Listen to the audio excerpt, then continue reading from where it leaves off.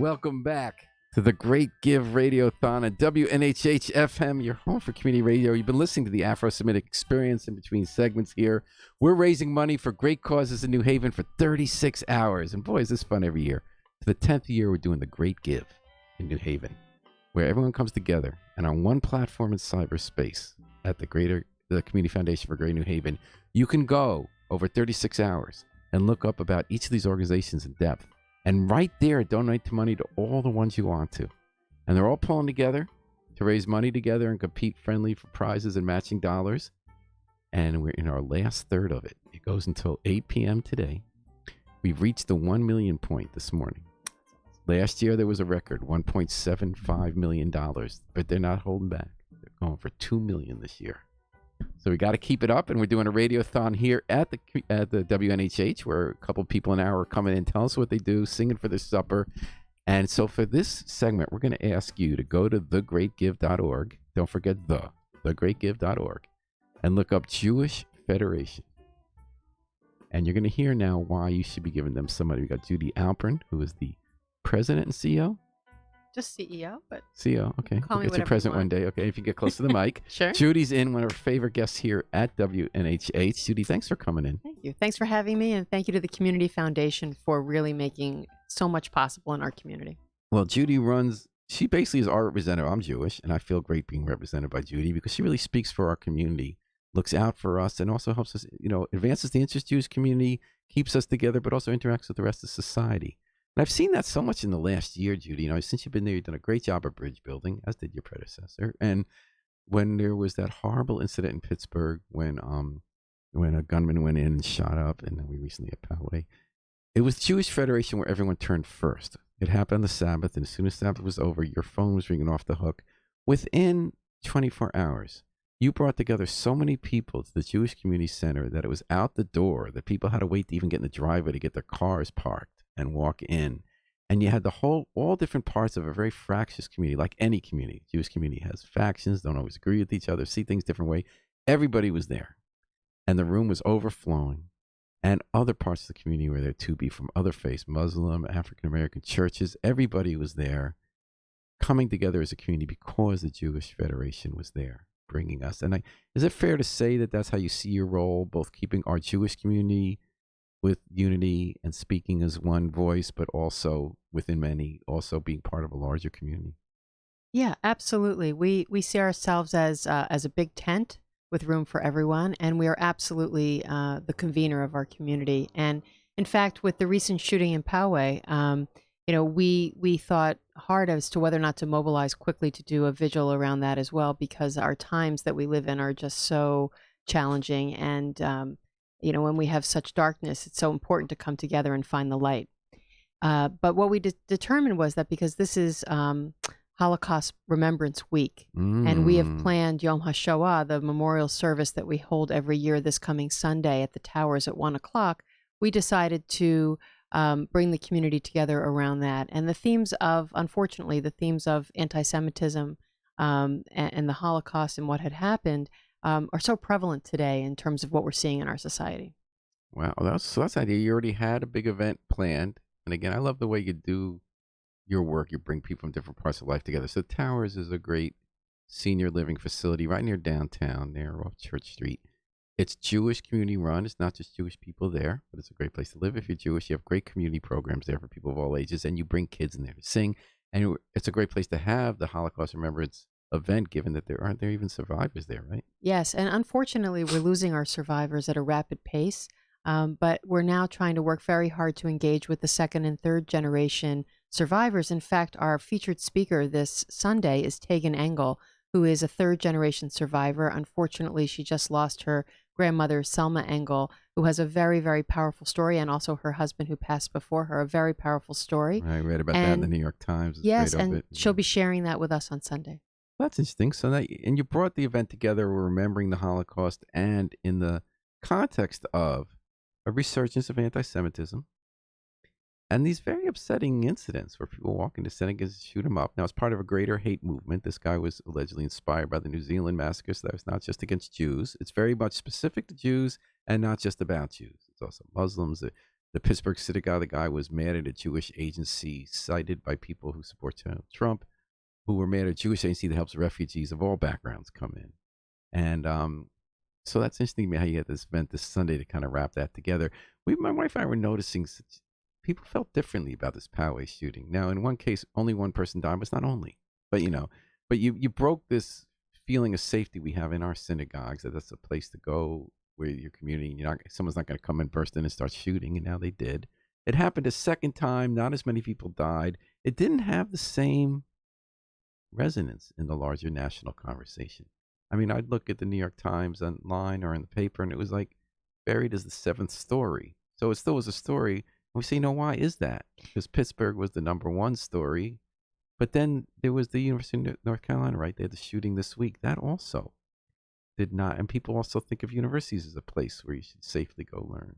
Right. I think you've touched on something that that we all need to talk about more, which is the prevalence of gun violence in our society, and that we've grown a bit numb to it.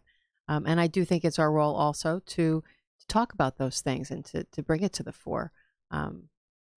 We have lots of happy things that we can talk about at the Jewish Federation and all that we do. And we're gonna, but these other issues are critically important. In fact, I'll share with you that yesterday I had the very distinct privilege and honor of being part of a small delegation, an interfaith delegation with Muslim leaders and Jewish leaders who sat together with Governor Lamont and to talk about the challenges that we face as houses of worship in our state, feeling very, very vulnerable today to this culture of violence and hate and anti-Semitism, anti-Islamophobia. About security. So you met with the governor where? In his office. What was that like? It was a roll up your sleeves. How can we help to do something about this horrible problem kind of meeting? And we took, I think, good steps forward, and we're going to work together. So what kind of stuff could they help with?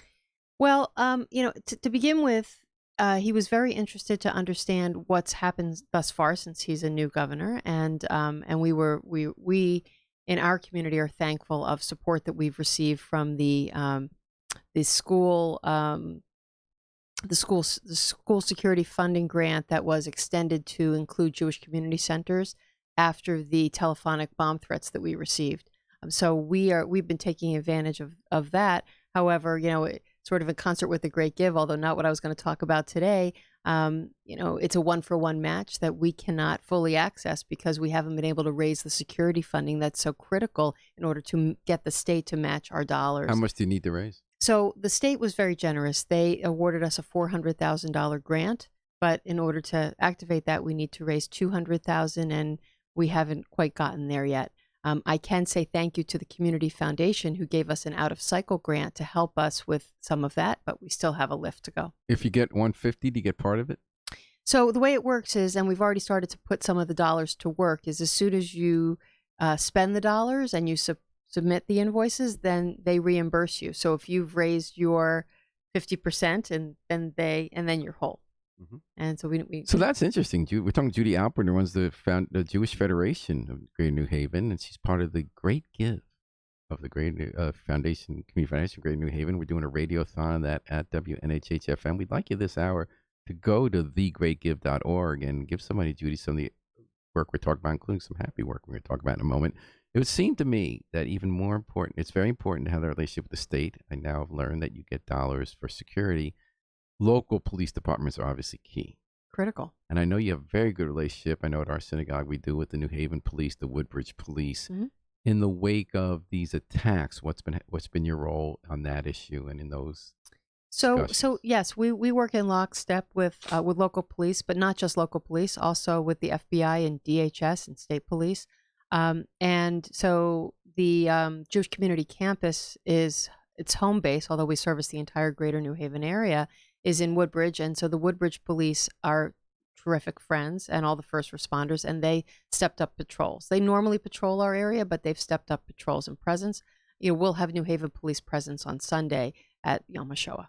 And shuls are arguing about how much security to add at their services. So, and in our shul, there are differences of opinion.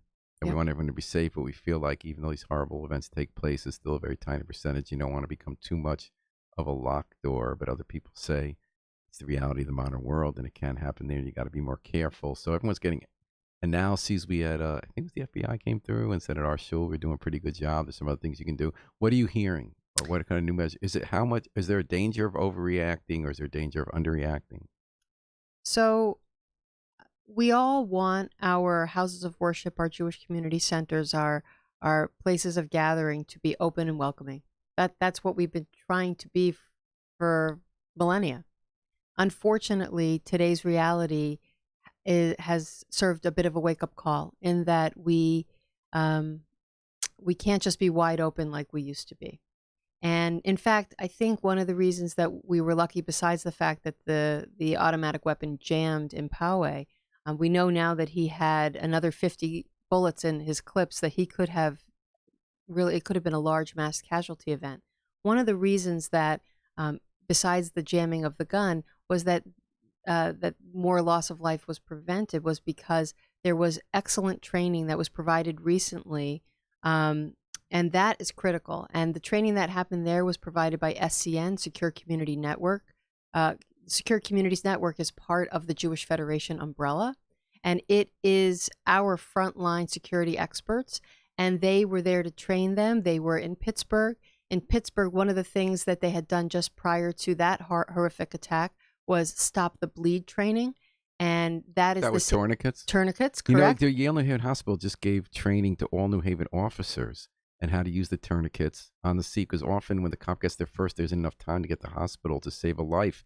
And in just the first couple of months, they've saved 2 lives of people who were shot. They would have died. They would have been murders. And they saved the life with the tourniquets. And that's amazing. And that's why we had them up at the JCC for a community-wide training that we just did a couple of weeks ago, because they also found at the Boston Marathon finish line that many, many lives were saved because folks had had that training.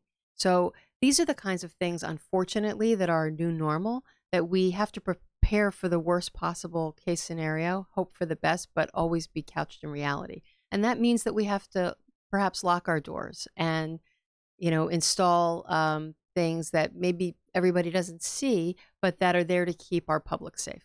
All right. And Judy Alperin, the Jewish Federation of New Haven, also runs the Jewish Community Center, the JCC, for the whole region.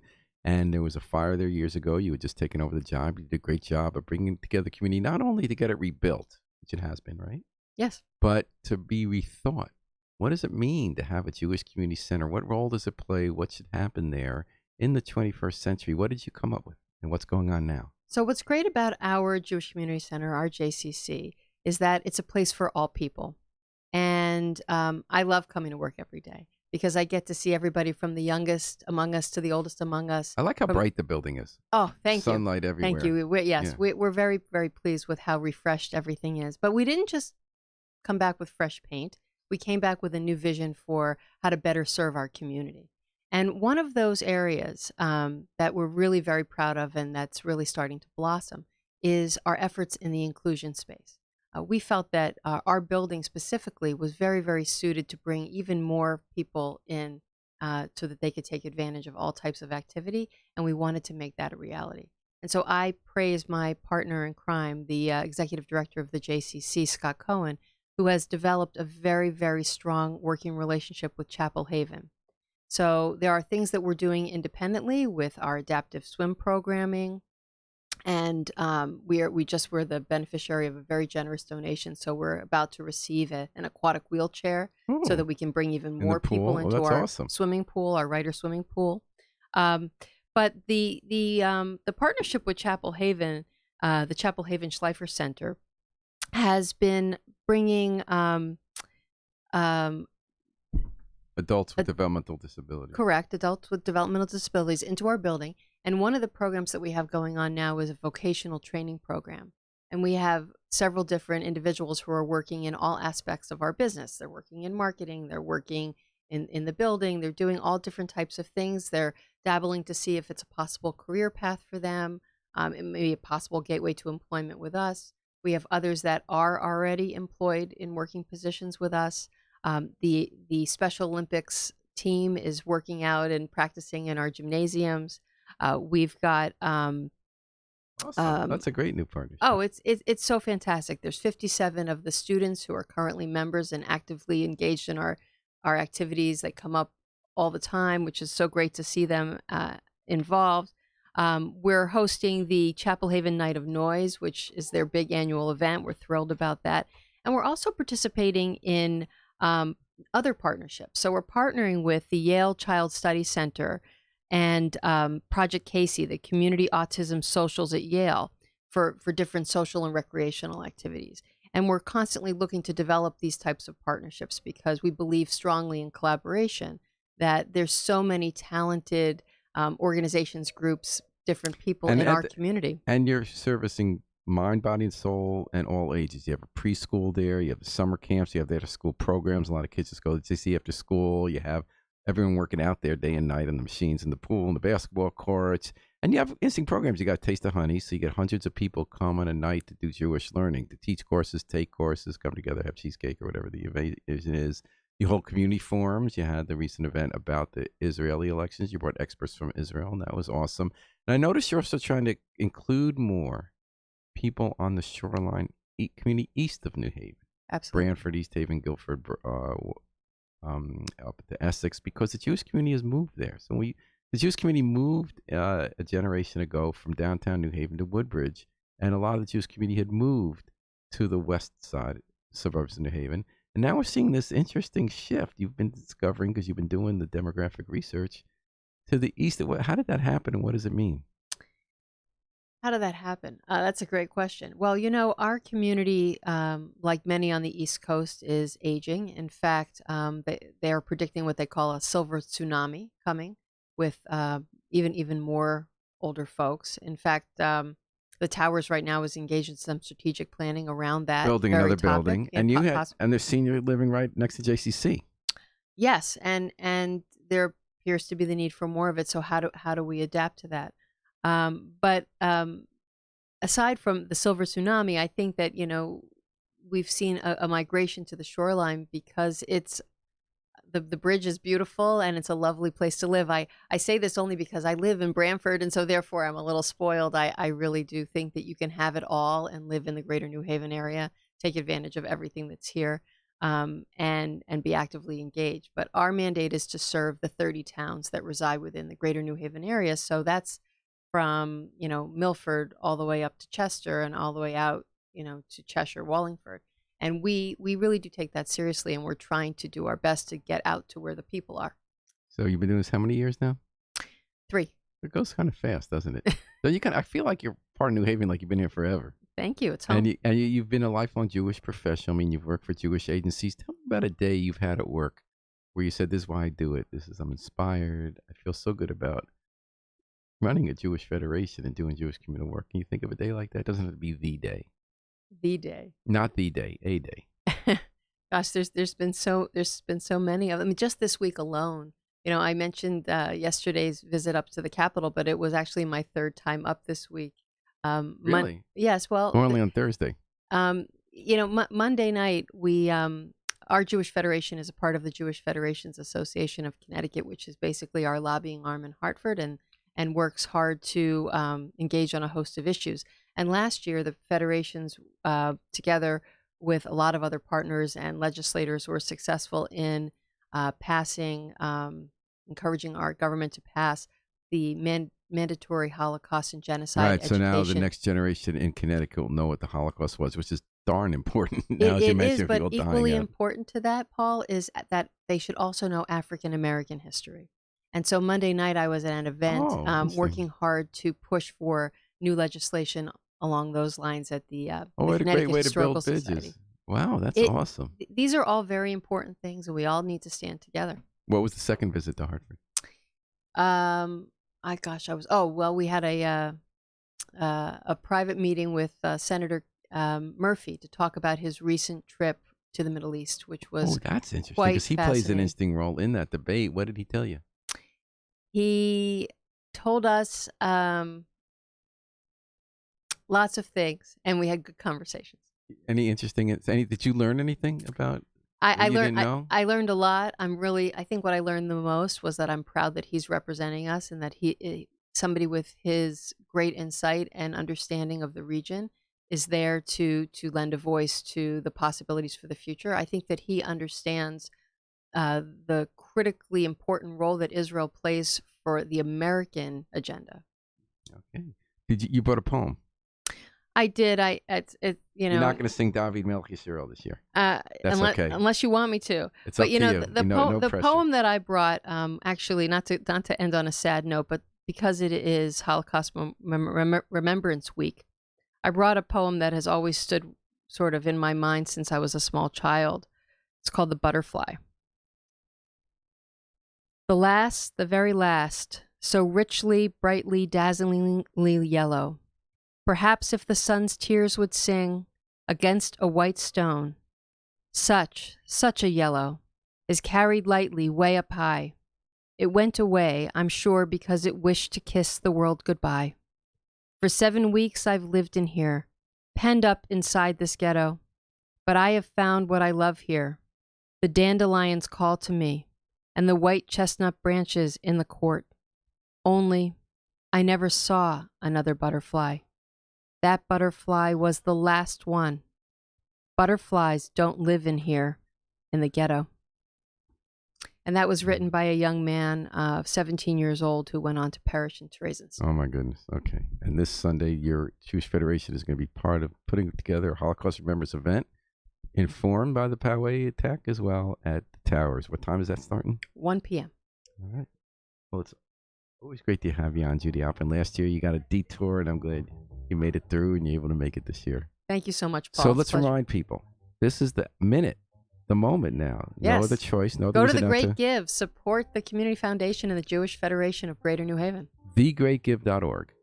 Head right there, put in Jewish Federation, and let's contribute money to all the great work you do. And thanks for all the great work you do. Thank you. We're going to take a break here at the Radiothon at WNHH-FM, your home for community radio, with the Afro-Semitic Experience performing I'm on My Way to Canaan Land. Hold tight. We'll be back on your way with more of The Great Give.